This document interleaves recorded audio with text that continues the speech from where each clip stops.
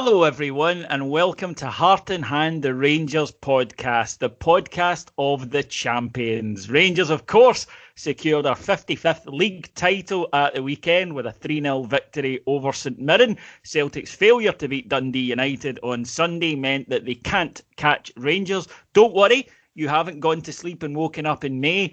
Yes, we've won the league in March. For goodness sake. Joining me to discuss this, and by the way, folks, right at the start, I'm just going to tell you that this is just going to be a lot of people cyber hugging, whooping, and talking about how wonderful it is to be a Bear. So if that's not your thing and you want cold analysis of the game, there's maybe not the best place to be today. But joining me, first of all, legendary sad bus convener, Mr. Andy McGowan. Hello, folks. Drinks are on me. Would you even have allowed people to sing on Sunday? As I said to one of my members, I'd have been setting up the lines myself. By the giggle, you'll know that joining me is the Livingston Lothario himself, Cammy Bell. Back on Heart in Hand, talking about a Rangers League win, David. 10 years ago, but we are still here. We are the champions, and we are back in our rightful place. Also joining us today is Heartland legend Ian Hogg. The earliest league win, David, since 1902. Put that in your fucking pipe and smoke it. And bravely, with the spirit of a Presbyterian, climbing out of his deathbed today. Oh no, he's not got anything serious, folks, but his hangover did look terminal earlier. It's Martyn Ramsey. Thanks for that, David. Pleasure to be on. Is it really a pleasure to be on, or are you really? It is a pleasure. In my heart, I am dancing. braver than John Kennedy. Yeah. Braver than John Kennedy. Yes, guys. Andy, I'll start with you. I have tried this weekend to put this into some sort of context. I've tried to get the logical part of my brain working, all of that. I haven't been able to. This has just been raw emotion. We said last week that Cammy and I said on Thursday that we thought that it was this weekend, that we just felt it was in the air. But even so, although we have kind of mentally been preparing ourselves for this, really, I think since January, it still feels bigger than anything I've ever experienced following Rangers, and I've seen some big things in my time. It's like being in a dream, and I know that sounds really cheesy, but this season has just been... I couldn't have written it, and this weekend has just been... It's one of the best weekends of my life. I'm absolutely exhausted because it must have been the adrenaline for 3 days. First of all, in anticipation, and then in realisation, I'm absolutely buzzing, and I have been for days. And it's just a culmination of so much pain, so much pent-up anxiety, frustration, hopelessness. And then we've seen glimpses in the last 3 years where we've been taking steps and we feel it, and then it's not quite happened, and then a League Cup final, things like that. But I know you guys have, because we obviously speak quite often and we talk about how we're feeling. I've just known that since the moment Steven Gerrard walked in that main entrance, that this only ended one way. I knew it way back, but Gerrard was the one that made it happen, and I knew only it was ever going to end one way. The 10 in a row thing kind of put a wee bit of a dead stop on it, to be honest. But this is beyond my wildest dreams. Even the reaction, and it's just, I can't put it into words. I'm the same as you, Davey. I'm utterly on cloud nine, and I don't want it to end. Yeah, don't worry, we're all up there with you. Cammy, it's an extraordinary event, even in the annals of our club with its incredible history. This is something special. 100%, and I think, as we look back, and we've talked about the stats, we've talked about the clean sheets and stuff as well. To have conceded 2 goals at home all season is ridiculous, and to only concede 9 across the domestic league format, again, equally ridiculous. And the other icing in the cake in this as well is we've still got a very good possibility of progressing into the through the last 16 of Europe as well. It's crazy. It's absolutely mental. But we've won the league with two Old Firm games to spare. We have a series of glorified friendlies now, apart from those two Old Firm games where I just want to turn them over as much as I possibly can. And the Scottish Cup. That's ridiculous. And you're sitting here and the clocks haven't even changed yet. So I think you've got to give huge credit to everyone involved at the club. Those who are away from the club now, in terms of Dave King, is pretty much the architect of everything that we're enjoying so far today, to guys who have been able to come on to the most recent turn of form, like Alfredo Morelos and Ryan Kent in the last few weeks. This has been a process which has been gradual, and we've had to put patience in it, and we're not well renowned for that.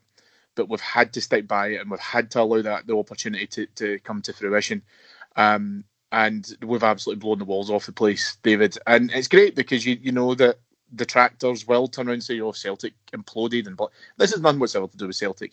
This is about us setting a standard and absolutely mauling them whenever we had a possible opportunity because of our relentless performances, not just in the Old Firm games, but across the board. And everybody connected with the club, from the players, the staff, the guys in the various different departments, everybody has been pulling in one direction now as well, and it's absolutely phenomenal to see the success return back to us. Hoggy, you're a father, and what has this been like for you to be able to, you were there in 87, on the other side of that, if you like. What's it been like for you as a dad to experience this with your kids who've had this terrible period throughout their childhood? I think I've been more emotional than them, David. And you've seen that journey. You've seen that journey through the first Old Firm win, and then we crumbled. You might remember back to that day. Everyone was euphoric. I was strangely not subdued, but just trying to drink it all in, and that's been the past few weeks. I mean, this has been weeks in coming. It's such an odd feeling yesterday that we've only played 32 games. There's still 6 games to go. We're tracking over 100 points. That's incredible. Cammy's right. This is about us. No right for any of us to be nervous yesterday. I'm pacing the room. I'm wanting to win. After with Celtic not winning, I wanted the title yesterday. And all of this season, this stupid pandemic scenario it's unbelievable, but it also means that you can't see a lot of people. So I've not seen my daughter in weeks and weeks and months. I haven't seen my dad, etc.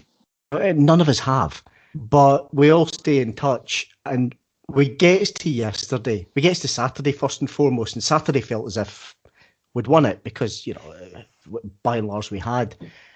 And my wee boys, aged 9 and 7, they are just gone over the moon. I tweeted last night a picture of my eldest boy, 9 years old, Alex, with his 6-foot bottle of champagne. He's inflatable, and he's over the moon because it's got 350 odd likes, and he's bragging to his classmates about it, and he's winding up the 1 or 2 Celtic supporting classmates today on Teams and all sorts. They're just drinking it in. The most top moment, David, is when he phoned his granda. Just beyond belief, right? It's how I must have been with my dad years ago in 1987, and to see that wee boy talk to his granda and say, "Granda, did you see the game?" And for my dad not to say, "Of course I saw the fucking game," was just incredible. Honestly, it's been beyond belief. Yeah, that's the kind of thing that they'll not do with the grandkid, but they would have done with a son. Experience has told me that as well. Martyn, you're a student of the club and a student of the history of the club, particularly, obviously, the history that you've experienced. And unfortunately, mate, we're getting to that stage where we've experienced quite a lot of it. Where does this rank for you in your many, many experiences following the Teds? Emotionally, higher than anything. It was always going to. when we're back now where we belonged. It wasn't about getting back to the top league, and I know people kind of celebrated, understandably, in 2016, but it's about today. So however and whenever that came, it was always going to have an emotional impact that I don't think any of the other 17 league wins that I've been fortunate enough to see have had. 87 ended a drought, but you had the League Cup to keep you warm a wee bit. 75 obviously before my time, that ended the drought, but that drought included a European trophy and another final in there as well. This has been a trauma. That's the only way to really describe the last 10 years. So emotionally, no, there's been nothing like it. In terms of historical significance, we don't know. Too soon. We can only assess that in a few years to come. If it leads to more, or if it's some kind of isolated thing, we'll see. It certainly feels like the former at the moment.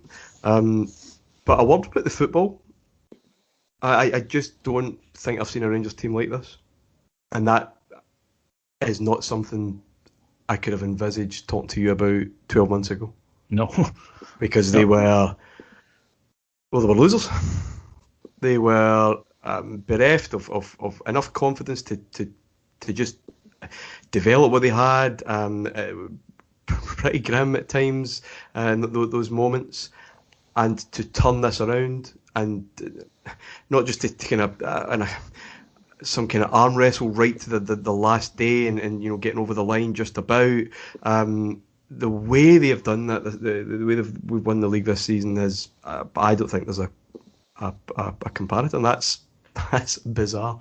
I've got nothing but praise for the way they've tackled it, with a lot of flair at the start, and then just managing that winter period the way that we haven't managed the winter before. Manage being the correct word, just not doing too much, and then turning it back up at the business end. It's been well paced, well planned. It's been a weird year because of the no crowds, and it'd be stupid to say that's not had any impact on it, right? Rangers are a tough old club to play for at the best of times, but what it has done, the behind closed doors thing, is just get rid of all the noise of the circus, and it's only about football. And it's exemplified at the first Old Firm game, that it was just about who's the better coach, who are the better players, who's better drilled, who's fitter, who's got the best plan for today, and that's really what the season's been. And yeah, they've executed. Martyn, I'll stay with you, but then I just want to open it up just into a big general discussion. So batter in once Martyn's concluded, folks. Let's talk about Steven Gerrard, because it's been a journey, with him. It's been 3 years now, almost.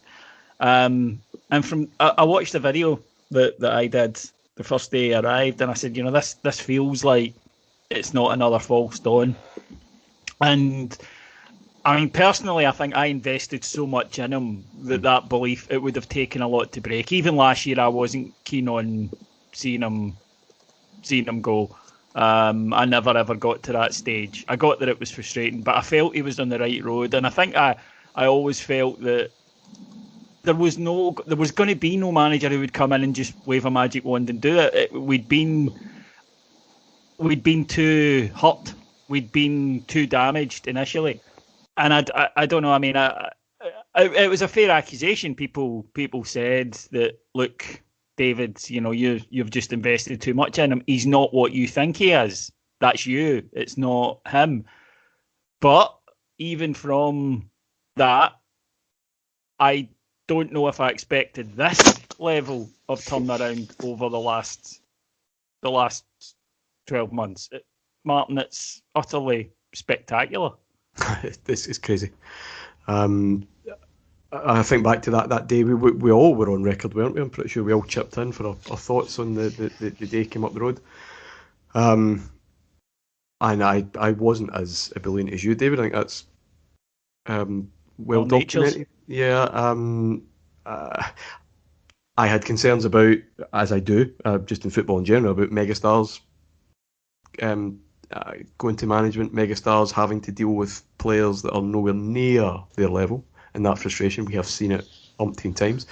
But what I was always positive about was that he was big enough to fill the blazer. He had a presence and an identity that can be Rangers managed. We've talked umpteen times about this. I don't think Rangers can be led by a coach, for example, and that's all they have. They need to be a statesman, because this job isn't just about drills in the training ground. This season, what's most impressive about Gerrard is his ability to learn and keenness to learn, and not so headstrong, well aware of where he is in this part of his career, also right at the very start. I think we've all noticed that, I think anyway, in the way he's dealt with post-match stuff and just general media and duties, far more detached, far more controlled, a lot cooler, because we know that it swung from extremes before. I felt he threw players under the bus before, and then he would say things like, he was jealous of Ryan Jack's ability. Neither was really kind of dead on centre. This season, I've just felt completely different about how he's handled that. He allows his team, his backroom team, I think, to do their jobs, and that's important. You go back to 87 there. Souness didn't do that work. He had Smith to do it, but he was a presence that was galvanising, leading this kind of battered club. Sir Alex Ferguson, his best work when he had a good assistant, because you need people to do different jobs, and you need to do a kind of more overarching thing, and that's what he's grown into, I think, this season, and that's the story. I hope someone writes about it. I know there's a couple of books being planned already. I've seen today, but the story of this year, this last 12 months, and how that was turned around is, I've said it, I think, on here before, possibly one of the most remarkable in the club's entire history. What's also remarkable is 369 days ago, David, he was gone. 369 days ago, we were at Ibrox and we lost 1-0 to Hamilton. And that was it. Celtic were miles ahead. Just a few days before, or the week before, we'd beaten Braga, but then we lost to Hearts in the Scottish Cup, and you remember that interview. And I was convinced he was heading out the door, probably of his own choice. And then we hit lockdown.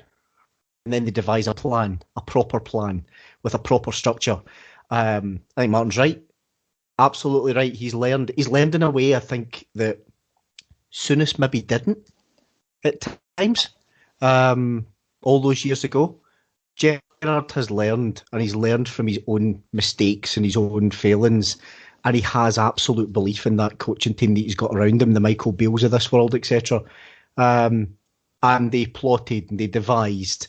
And how many of us got to July and didn't go, holy fuck, look at Nikola Katic?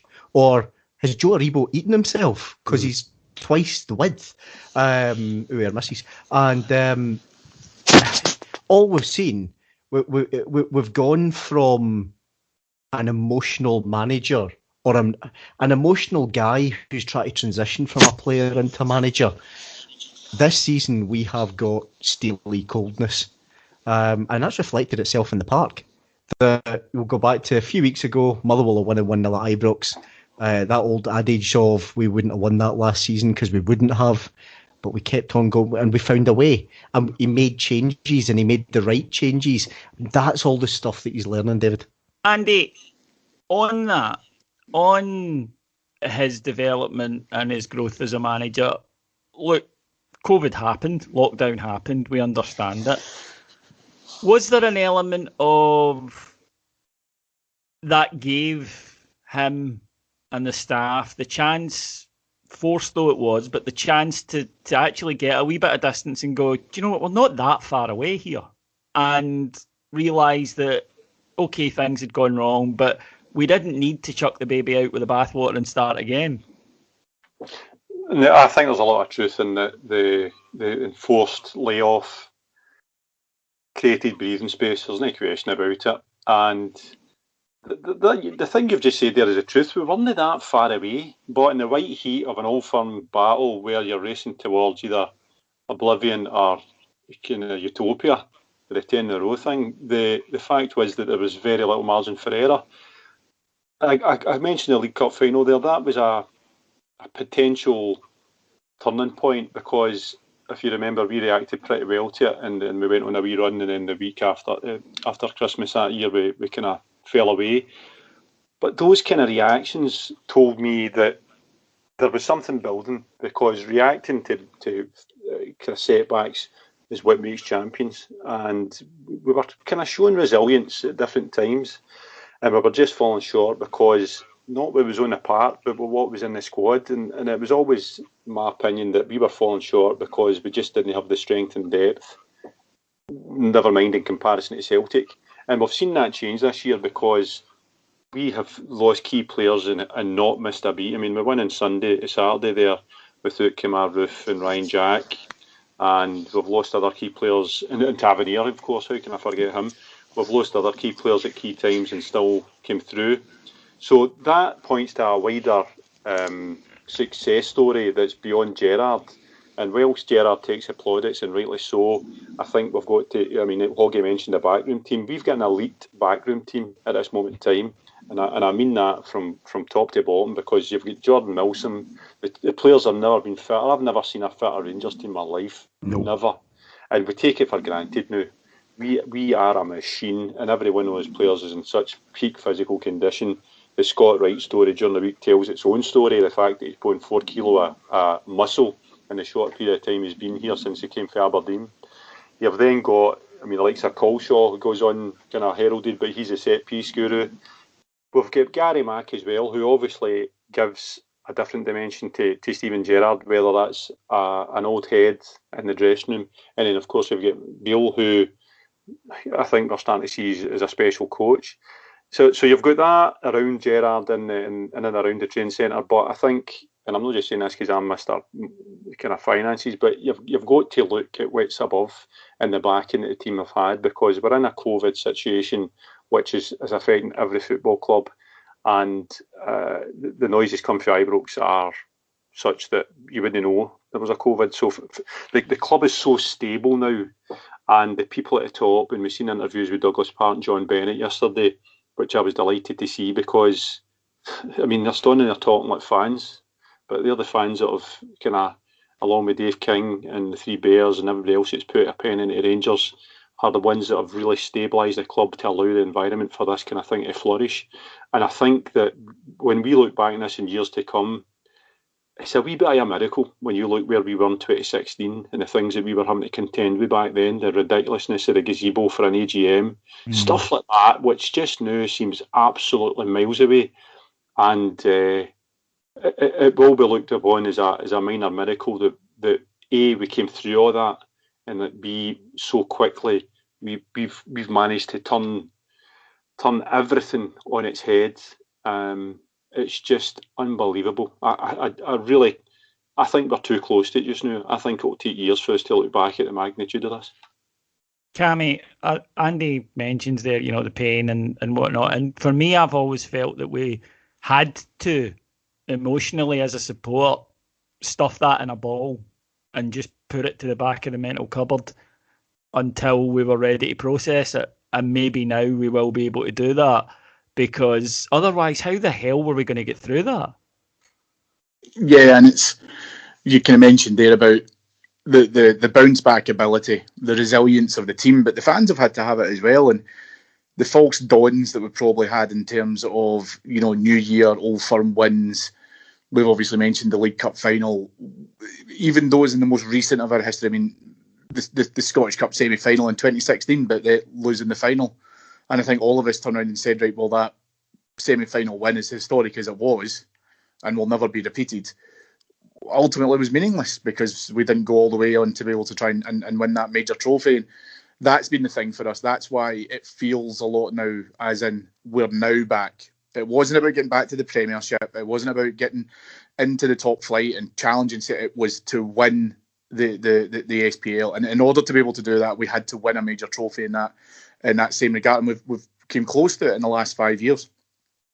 But those setbacks were so tough to take at the time, and I think if anything, there's probably been an education, maybe a drop of reality, a drop of maturity that we've had to go through as a collective support in order to get us to where we are now, because it was part of that journey. It was about getting so close and being able to be within touching distance of it, and that's how you could tell that the process was working, and especially under Gerrard and what he's brought in with him and his staff in the last few years. He realised that there was milestones that we had to be able to overcome in order for that to happen. The beating them at Parkhead for the first time in however many years was a huge thing for us to be able to try and go and do that. But it wasn't about that. It was about recovering from the League Cup final. It was about having to maintain a real steady amount of focus. And I'm glad that the boys have talked about it in terms of that COVID break and the summer break, because unlike other teams, our players came back and some of them were physically changed because of how strong a regime we had with them in that break as well. And all of these little things, but able to try and add up and go through that journey together, just gives you that sense now of the fact that we've all had to endure it. We've all had to go through that pain, just to make sure that we can enjoy this moment in the light even more. On that, Ian, you and I back in the day were involved. Cammy was as well, Andy was as well, in what might be termed as fan activism. The RST, you with the Blue Order. I feel, and maybe I'm just, an old romantic as I get into my dotage, but I don't think so. I feel this is the most together the Rangers support has ever been, and I also feel it's the most connected that we've felt to the club in a long time. And it was almost as if it took that utter crisis and the realisation of how the rest of the country felt about us to make us realise, hold on, we need to get each other's backs here. That's not to say that we don't fall out and argue. We do, and we always will, right? The old joke, if you've got 10 Rangers fans on a desert island, you've got 11 RSCs the next day. But it's true, though. I mean, I've certainly felt that while we might have a ruck inside our house, when we all walk out together, hell mend anybody that tries with one of us. I think the last 10 years we've realised that we are a big extended family. And we talk about it. You talk the talk, but I think the last 10 years, David, by and large, we've grown up as a support. And I think a football club's grown up eventually as a football club and embraced that support. If we go back 10 years ago, 10.5 years ago, our old pal Martyn Bain, I think was it Playback, went to try and seek some sponsorship from Rangers, and you just went, nah, I wouldn't bother. Whereas now, and previous to that, go back 10 years, and Rangers just didn't want to know under Murray in the 2000s. And it created mayhem at times. And it created this sense of, who do you think you are at times, of course. Most of that's gone. I think anyway, most of it's gone. You still see it from time to time, of course you do, especially when folk are pissed off and in the house. It's too big a support not to. But it's inevitable. I mean. There's you fall out with your family from time to time, but you make back up. Of course you do. Whereas before, I think there was a tendency to just get entrenched, and we almost felt like we were in silos at times back in the 90s and 2000s. It was as if the club was just becoming this kind of monolithic corporate thing rather than, and don't get me wrong, they're doing brilliantly in the commercial side now, etc. But we still feel more like the spirit is there of a football club, and that should be at the cornerstone of everything we do. It's simple, really simple, from the club down to the support. It's engagement, it's active engagement. I think we've got that. And there's standards there with it. I'll give you an example, and I hope he doesn't mind me sharing this, but Michael Beale, who sent a nice birthday message to Alex in July, basically saying, trying the hardest for you, wee man, get you back in the stadium soon. He took time out of his schedule over the weekend to send me a message so that I could give it to Alex and basically tell him, I've not forgotten about you since the summer. Make sure you celebrate this loud and proud. We'll get you back soon. He didn't have to do that, but he did it off his own back, yeah. And for me, that's just a measure of standards within our club now. We mentioned the gazebo and all the rest of it, and the crooks and the financial spivs and so on that were raping our club completely. And whilst the regime that we've got isn't perfect, we know that. And I think they would accept that themselves. We've seen constant step change over the past few years. And we're now in a position whereby I feel anyway, the support is together, the club is together. We're actually trying to move forward as one entity. Not a separate entity, David, but one entity. And it feels stronger for it. You compare it against me and my initial meetings to try and launch the Blue Order in the summer of 2002. I may as well have just been talking to a wall about the benefits of it. They only gave us the tickets because, frankly, I just pissed them off into it. Yourself and Cammy and Andy with the Rangers Supporters Trust. Every other week you were talking to a wall. They simply did not want to know as a football club. But we do now. We reap the benefits if we do. We brought out the limited edition Champions jersey yesterday, limited to 10,000. What was it, about 15 minutes and 10,000 were gone? So, we better make it 20,000. That's Rangers. That's the Rangers support. That's connection, proper connection. Whereas you look across the city and they're at war. They've got civil war after only a few months of a blip, and they're bordering on going where we probably felt we were 2014, 2015, which is wacky. It really, they've won every bloody trophy going for a good few years. But we've done this to them. There's that House of Cards thing that Dave King talked about. He got roundly ridiculed and laughed at, and it's come to fruition. Like I say, I think a massive part of that is us all just being as one. Can I just give in on something that Hoggy mentioned there, David? A lot of comparisons, obviously, with 87, but David Holmes was quite ruthless, I guess, in completely changing the course of the club when he came in. But everybody there speaks about the family feel to the club all of a sudden. He was very, very keen on relationships with everybody. And you've seen and heard, I'm sure, a lot of the players make mention of that yesterday. But the canteen staff and just everybody at the club being part of the one thing. We were talking about unity and having a kind of common purpose. I'm sure Alex Ferguson had said similar, that you need to be on terms with just about everyone that's there, not just the playing staff. And obviously that got lost as the club expanded and football maybe changed a wee bit, and it just lost itself in itself, and that's why you had the problems you did in the 90s and 2000s. But it's no accident, it's no coincidence that things are back on track on the field, because I think the club is just more unified, and people understand that everyone has a role to play from the bottom up.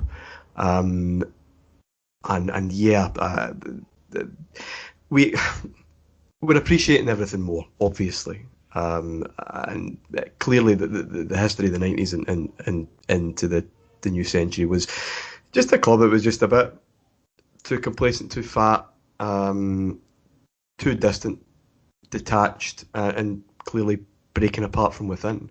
And having to go through all this, a lot of people saying it's worth it. I'm quite sure I'd agree with that. But it's you get what you can out of it, which is appreciation. And none of us here, I doubt, will have celebrated a league title because of that. So that rebuilding job that not just Gerrard did, but King and the three bears before him.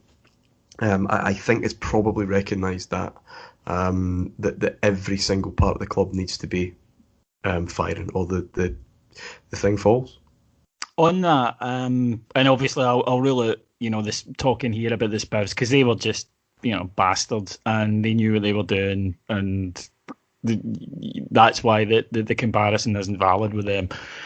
But with Murray, the difference, I think, between him and King and the Three Bears is that I know, Park and John Gilligan and John Bennett, etc., is that Dave Murray wasn't one of us, right? And I don't mean that in a derogatory way. It's just he wasn't. He didn't get it, right? He hadn't grown up in it. He'd never felt what we'd felt. It just wasn't his thing. So when he took over at Rangers, when he bought Rangers, he saw the support as another thing that was part of the thing he owned. Yeah. He owned the stadium and the playing contracts and everything. So don't get me wrong, he did, I'm sure, in a way, appreciate the fans, but it was different. It was just sort of like he didn't see us as any different. We were just another component of this thing that he'd purchased. And Andy, you and I know that from personal experience, that was kind of how he had no identification at all with the supporters, and he could give a good speech when he had Chick Young in the room, but when you were one-on-one with him, the gap, I'll say, some might call it disdain, was apparent, and not just towards us, but more when discussing the fans.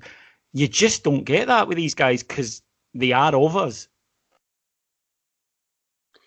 And I go back to talking about Park and Bennett and so forth, that they're no detached enough for the club, but they were detached enough, whether that's professionally or geographically, to have been outside looking in.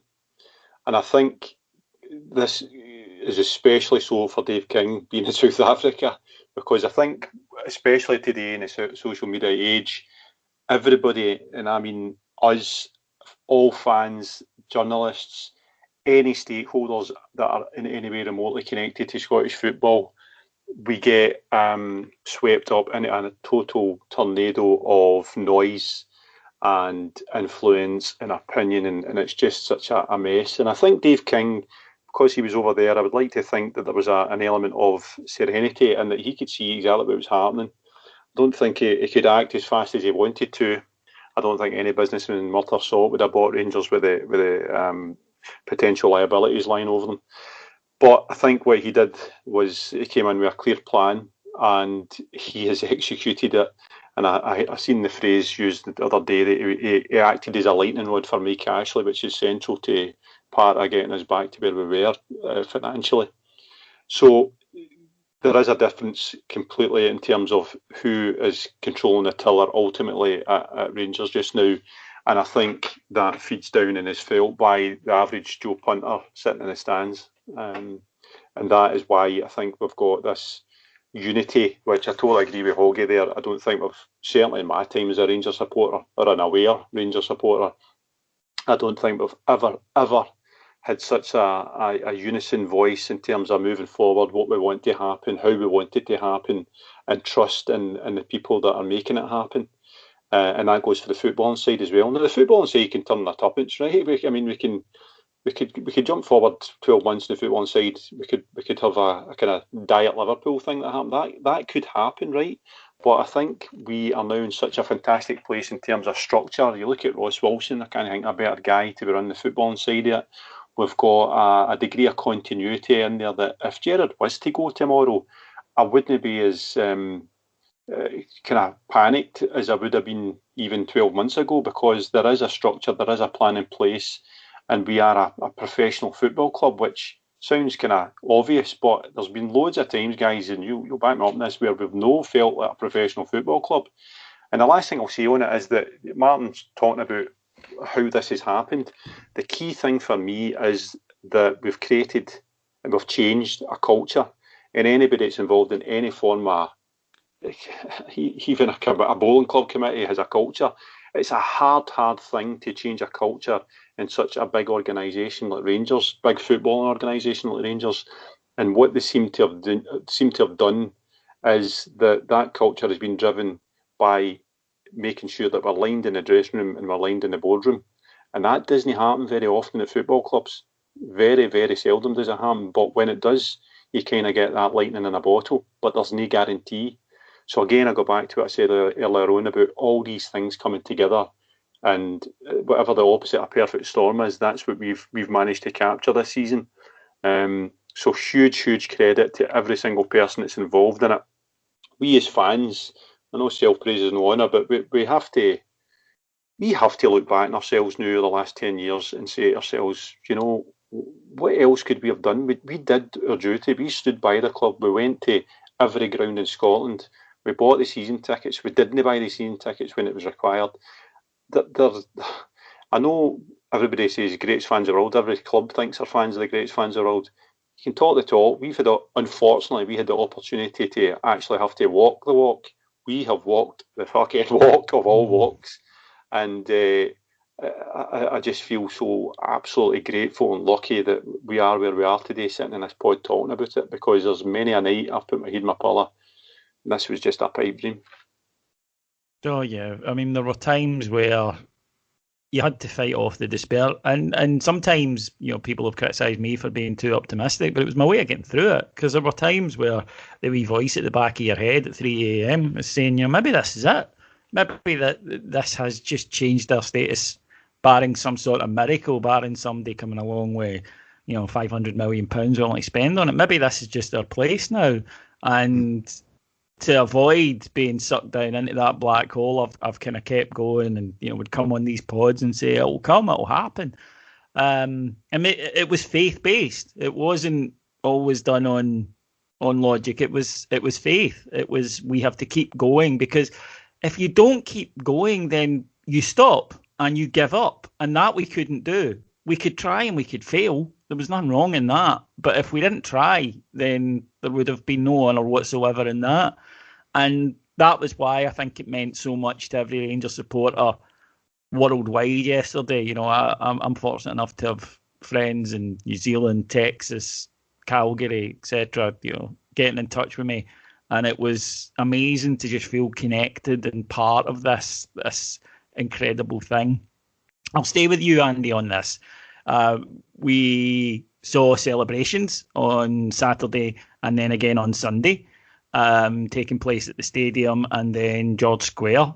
And we've seen a lot of criticism that has tended to come from the ruling party in Scotland and has tended to be on social media rather peculiarly. Now, yes, there is a pandemic on, and I certainly wouldn't wish to downplay that. But if you don't understand the explosion of joy, keep your fucking mouth shut. I mean, it's no surprise, and I've got to be honest that it's kind of washing over me. I don't really care, because the people are saying it. Would they give us credit if we had cured cancer yesterday? Probably not. And whilst I don't want to come across here as dismissive, I really do get the whole thing about there's a pandemic and people cannot go to see their loved ones and there's funerals going on where I can't attend it, because it's affected me as well.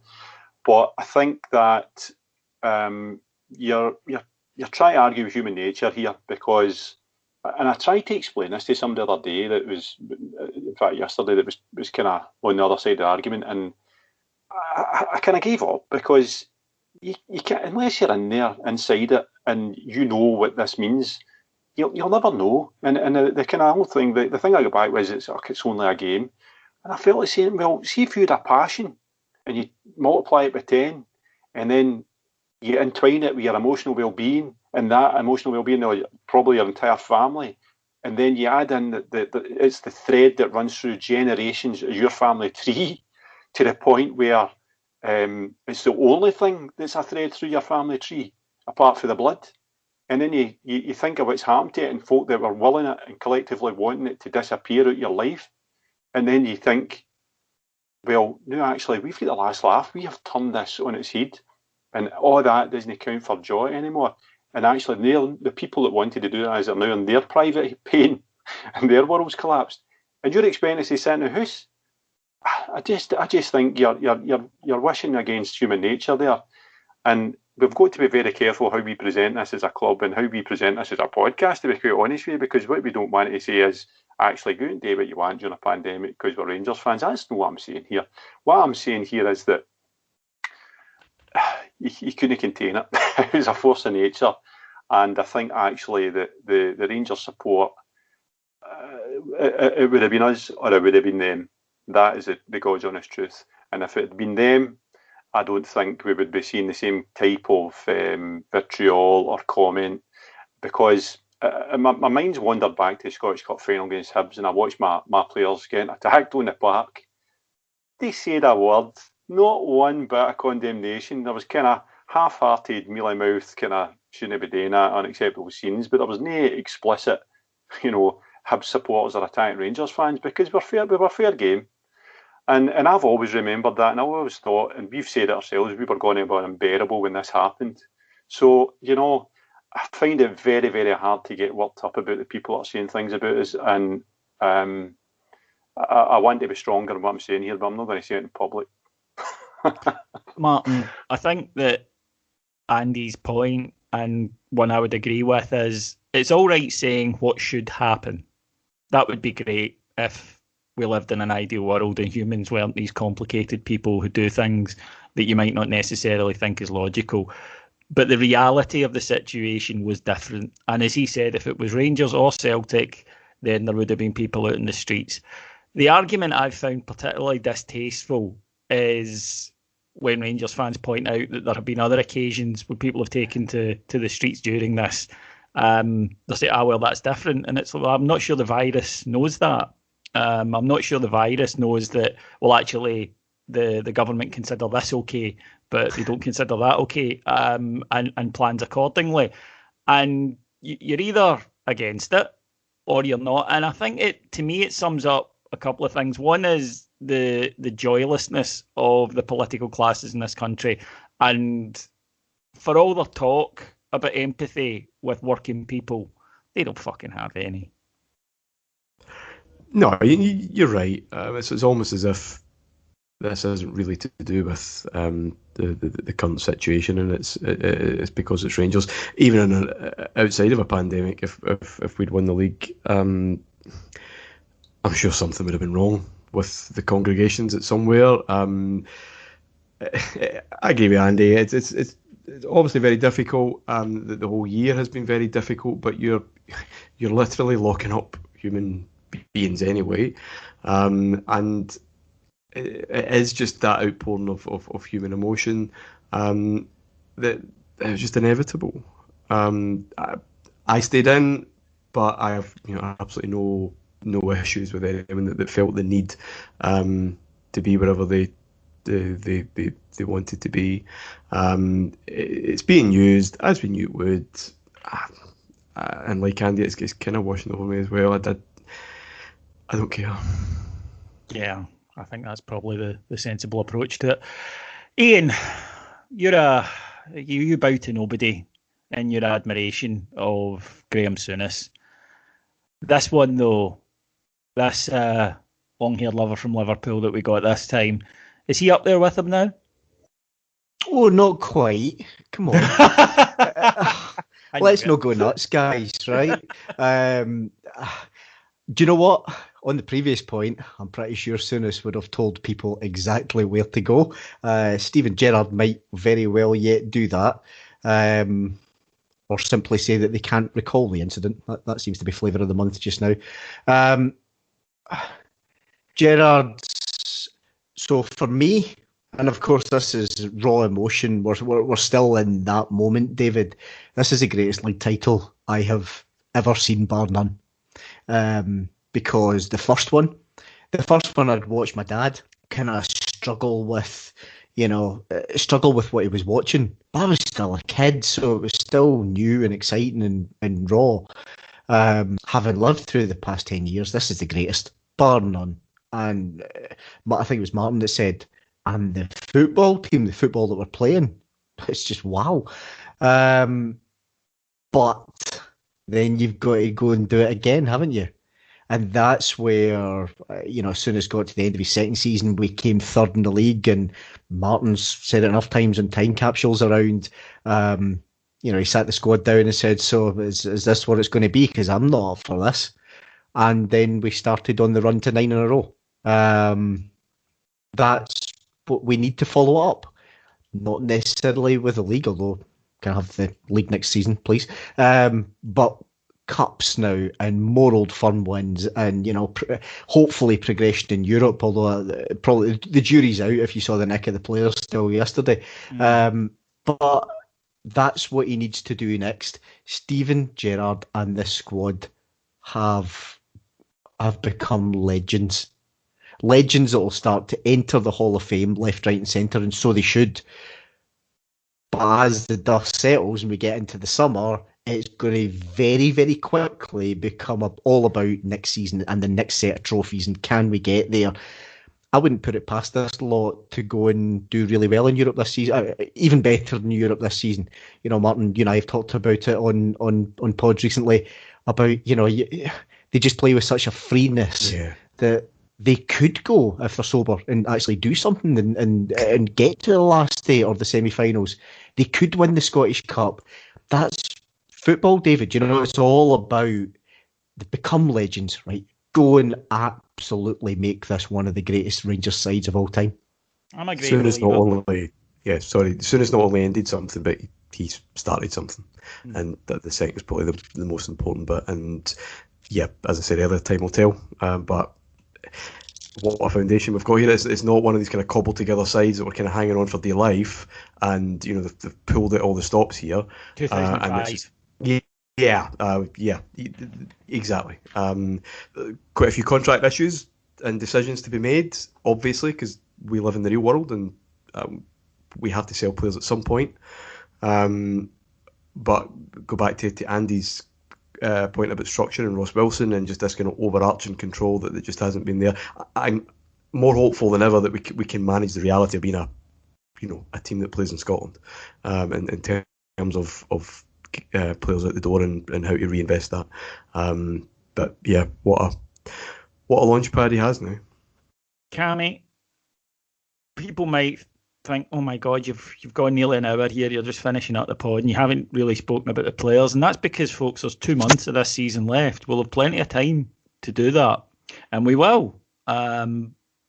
This was more, I think, today about us.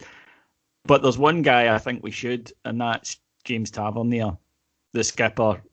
The guy who's been here since 2015. Highs, but a lot of lows.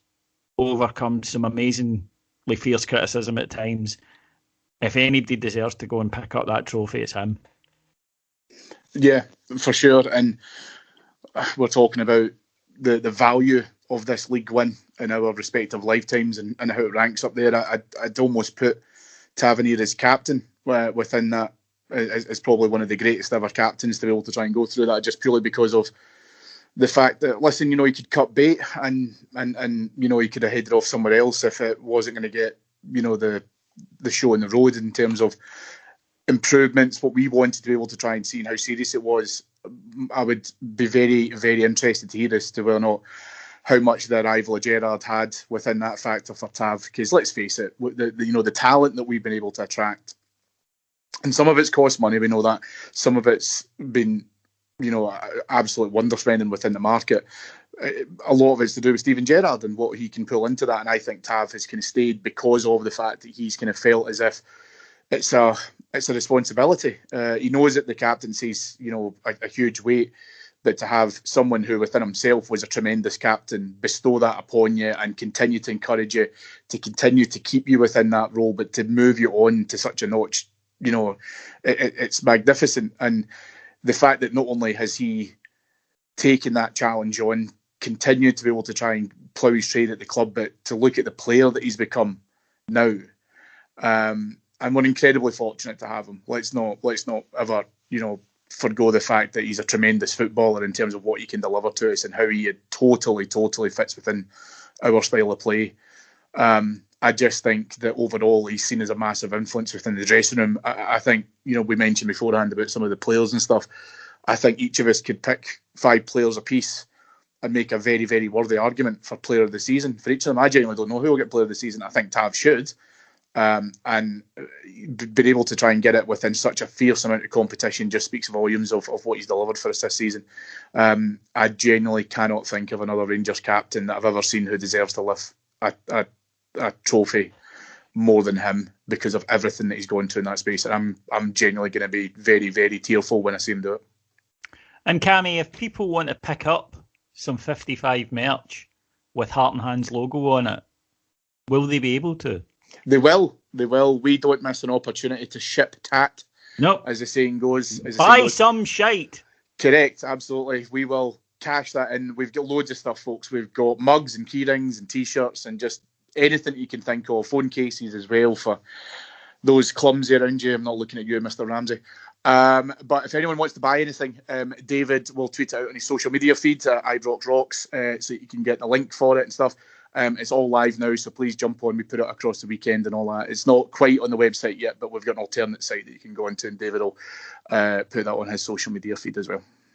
That'll do us for this episode of Heart and Hand. Cammy will be back on Friday describing the match against Prague, which is going to be very interesting indeed.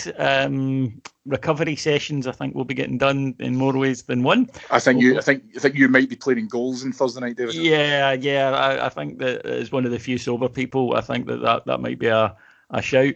But thanks to our producers in London, Mike Lee and Paul Myers. Thanks to my guests today. First of all, Andy McGowan. Do you know, I say every week it's a pleasure, David. But this really is a pleasure. To Ian Hogg. Likewise, it's a pleasure. Just want to take just 30 seconds, David. It's been very upbeat, very emotional and all the rest of it. This one is also for the Bears that didn't quite make it all the way through. To Martyn Ramsey. Thanks, David. Thanks, boys. Thanks, listeners. And a wee shout out to all our colleagues here. It's a good fun doing this podcast, but it's not always easy, especially the last few years when things don't go well, and people got to stick their neck out in public. And a wee word of appreciation for our team. Absolutely. And to Cammy Bell. And thank you. And I'm going to extend probably everyone listening to this and the four of us to say thank you to you, David, for always allowing us a platform to be able to do that over the last 10 years. I know that it's been tough and we've had some strong conversations about whether or not we crack on with it or not, but you've allowed us the opportunity to do that. And we talk about family and you brought us all together as a family, so thank you for that. Thank you, bud. Yeah, we do. And listen, folks, the emotions of the weekend are something that I never felt before, and I don't think we ever will again. We'll win more titles, we will, but I don't think we'll ever experience that rush again. So savour it, enjoy it, take it in. The journey that we've all been on has been traumatic, has been incredibly difficult at periods, but we persevered. We did the things we said we would. We were the support we claimed to be. We were the ones who, and there were times where the greatness of our club was slipping away. There were times that people at the club were throwing the greatness of the club out because it suited them, but we kept it, we fought for it. And that's why today's show is for all of you. That's why this title, I believe, is for all of us, because people come and go from football clubs, but we never do. I remember sitting in a meeting with Martin Bain one time, and I said that to him. I said, the difference between me and you is I'm going to be here in 20 years. So if you damage this club long term, I'll be here to see it and you won't. And that came to pass, unfortunately. But we saw it through. To the end. And I've been very fortunate this season, being able to be there as your representative. And that's how I view it when I'm in the ground. But trust me, it's every emotion that you've spent in that stadium is soaked through the walls of it, and it's been something that the players have called on time after time this season. This title triumph is theirs, but it's ours too. And sometimes it feels like a cliche, but other times it feels like the most appropriate phrase in the world, and today's one of those. We are the people. Take care, everyone. We'll talk to you again next week. Bye-bye.